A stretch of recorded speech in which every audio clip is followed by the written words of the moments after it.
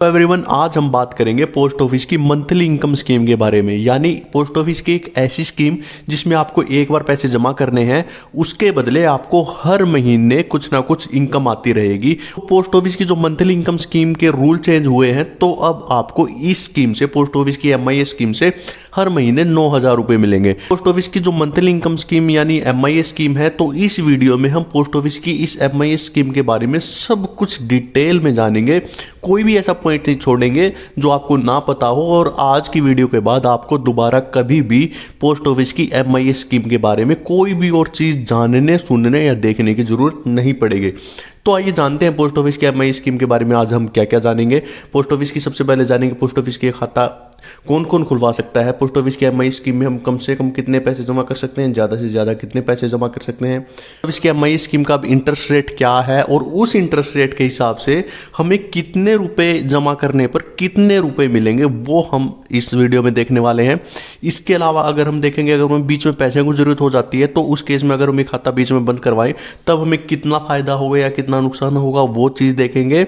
और इसके बाद लास्ट में देखेंगे खाता बंद क्या होगा, कैसे हमने उसके खाता बंद करवाने के लिए इसमें प्रोसेस करना पड़ेगा। तो सारी चीज़ एक एक करके जानते हैं। आइए सबसे पहले जानते हैं खाता कौन कौन खुलवा सकता है। देखिए, इंडिया का कोई भी सिटीजन खाता खुलवा सकता है, कोई भी हो, इंडिया का कोई भी नागरिक खाता खुलवा सकता है।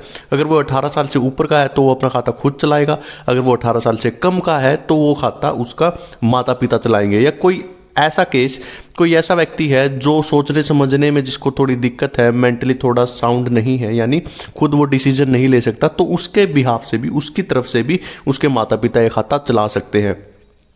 अब बात करते हैं कि इसमें हमें कम से कम कितने रुपए और ज़्यादा से ज़्यादा कितने रुपए इन्वेस्ट कर सकते हैं। तो पोस्ट ऑफिस की जो मंथली इनकम स्कीम है, उसमें आप कम से कम 1,000 रुपये इन्वेस्ट कर सकते हैं, और मैक्सिमम जो लिमिट है एक शख्स की जमा करने की, वो 9 लाख है। अगर ये खाता आप किसी के साथ मिलके खुलवाते हो, तो उस केस में आप इस पोस्ट ऑफिस की MIS स्कीम में 15 लाख रुपए तक इन्वेस्ट कर सकते हो, लेकिन एक शख्स की जो लिमिट है वो 9 लाख रुपए ही है। लीजिए आपने 3 लोगों ने मिलकर खाता खुलवाया और उसमें आपने 15 लाख रुपए इन्वेस्ट कर दिए। तो जब आपने इसमें 15 लाख रुपए इन्वेस्ट किए, तो पोस्ट ऑफिस आपके ये बराबर बराबर पैसे मानेगा। ये नहीं मानेगा कि किसी के 2 लाख हैं तो किसी के 10 लाख तो किसी के 3 लाख। तो पोस्ट ऑफिस की तरफ से ये माना जाएगा कि आप तीनों के 5-5 लाख रुपए हैं। तो इसमें इक्वल शेयर माने जाते हैं, कम ज़्यादा नहीं माने जाते। और इसके अलावा मान लीजिए किसी अकाउंट में आपने जॉइंट अकाउंट खुलवा लिया किसी के साथ, और उसमें आपकी तरफ से आपने 5 लाख रुपए इन्वेस्ट कर दिए, तो अब आप दूसरा जो खाता खुलवाओगे, तो पोस्ट ऑफिस का जो आप खाता खुलवाओगे, तो आपकी लिमिट सिर्फ 4 लाख ही बची है। क्योंकि एक शख्स की इन्वेस्ट करने की स्कीम में लिमिट 9 लाख रुपए है, तो आपने एक बार 5 लाख रुपए इन्वेस्ट कर दिए, चाहे वो जॉइंट किए हों या कोई सिंगल अकाउंट हो आपका, आपने अकेले वो अकाउंट खुलवाया हो या किसी के साथ जॉइंट अकाउंट खुलवाया हो। अगर आपने 5 लाख रुपए ऑलरेडी इन्वेस्ट कर दिए, तो अब अगर आप नया खाता खुलवाते हो तो सिर्फ आप 4 लाख रुपए उसमें इन्वेस्ट कर सकते हो, उससे ज़्यादा नहीं कर सकते। अब बात करते हैं पोस्ट ऑफिस में मिलने वाले ब्याज की। देखिए, पोस्ट ऑफिस की जो MIS स्कीम है, इसका इंटरेस्ट रेट फिलहाल 7.1% चल रहा है, और इसके हिसाब से जब भी आप खाता खुलवाओगे, उसके 1 महीने बाद, मान लीजिए आपने 5 तारीख को खाता खुलवाया, तो अगली 5 तारीख को आपके खाते में इस स्कीम का जो ब्याज है, जो आपकी इनकम है, वो आपके सेविंग अकाउंट में आ जाएगी। और ये 5 साल तक ये प्रोसेस चलती रहेगी। जो भी इनकम आपकी आती रहेगी वो आपके सेविंग अकाउंट में ऑटोमेटिकली आती रहेगी। और अगर आप ये इनकम नहीं लेते, तो इस पे सिर्फ आपको जो सिंपल सेविंग अकाउंट का जो इंटरेस्ट है वही मिलेगा। इसके अलावा और आपको कोई इंटरेस्ट इसमें मिलने वाला नहीं है। अगर आप चाहें तो इसको आप RD में इन्वेस्ट कर सकते हैं, उसकी हमने ऑलरेडी वीडियो बना दी है, आप डिस्क्रिप्शन में लिंक है, वहाँ जाके चेक कर सकते हैं उस वीडियो को। अगर इस स्कीम से आप और ज़्यादा फायदा उठाना चाहते हो, तो वो ब्याज को आप RD में इन्वेस्ट कर सकते हैं, उसकी एक डिटेल वीडियो हमने ऑलरेडी बना। कई बार सिचुएशन ये आती है कि हमें ध्यान नहीं रहता कि हमने इस स्कीम में कितने रुपए इन्वेस्ट कर दिए हैं। कई बार ऐसा होता है, और हम 9 लाख की जो हमारी लिमिट है उससे ज़्यादा हम इन्वेस्ट कर देते हैं, और बाद में हमें पता चलता है। मान लीजिए आपने कहीं पे 9 लाख से 12 लाख रुपए आपकी तरफ से आपने इन्वेस्ट कर दिया अलग अलग खाते खुलवाकर MIS स्कीम के, तो उस केस में क्या होगा, 9 लाख तक ही जमा करवा सकते थे। जो एक्स्ट्रा 3 लाख रुपए बच के, जैसे ही पता चलेगा आपने लिमिट क्रॉस कर दी है, तो वो सारे पैसे आपको वापस मिल जाएंगे।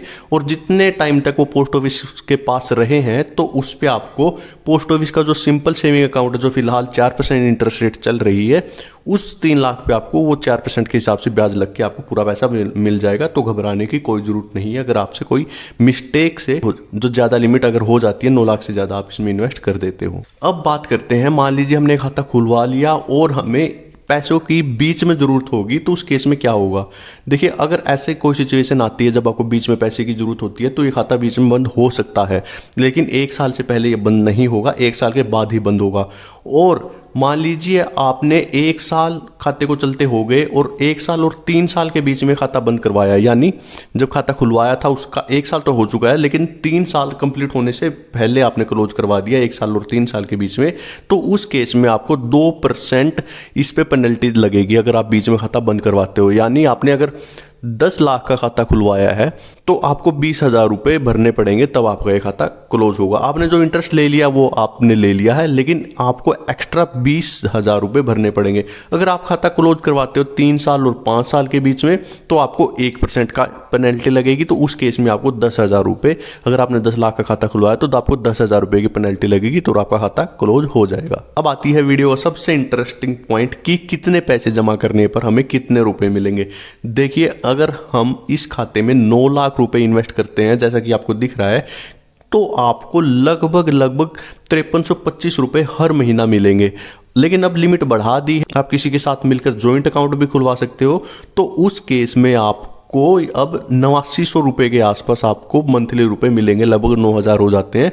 तो आप अगर 15 लाख रुपए इस अकाउंट में इन्वेस्ट करते हो आज, तो आपको हर महीने अगले 5 साल तक लगभग 9,000 रुपये मिलेंगे। अगर आप इस स्कीम में कोई और अमाउंट इन्वेस्ट करना चाहते हो 15 लाख के अलावा, तो आप कमेंट करके बता सकते हैं, मैं आपको बता दूंगा कि आपको कितने रुपए मंथली मिलेंगे। तो कमेंट कर दीजिए, आपको ईजिली पता चल जाएगा कितने रुपए इन्वेस्ट करने पर आपको कितने रुपए मिलेंगे। अगर आपको वीडियो थोड़ी भी इन्फॉर्मेटिव लगी हो तो चैनल को लाइक एंड सब्सक्राइब कर दीजिए और अपने रिलेटिव के पास भी इस वीडियो को शेयर कर दीजिए ताकि उनका भला हो सके। वीडियो देखने के लिए आपका बहुत बहुत धन्यवाद।